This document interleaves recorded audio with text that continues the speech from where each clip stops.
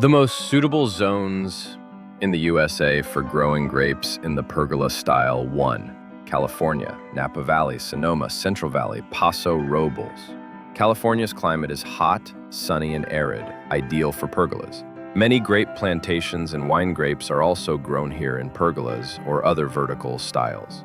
2. Texas, central and southern parts. Texas Hill Country, South Texas. Hot and sunny summers. Pergolas create shaded areas and protect the fruits from burning.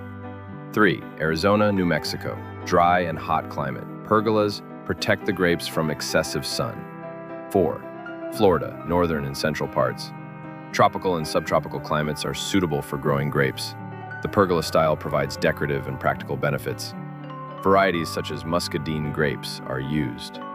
5. Nevada, southern Utah. In dry, sunny areas, a pergola provides good protection for vines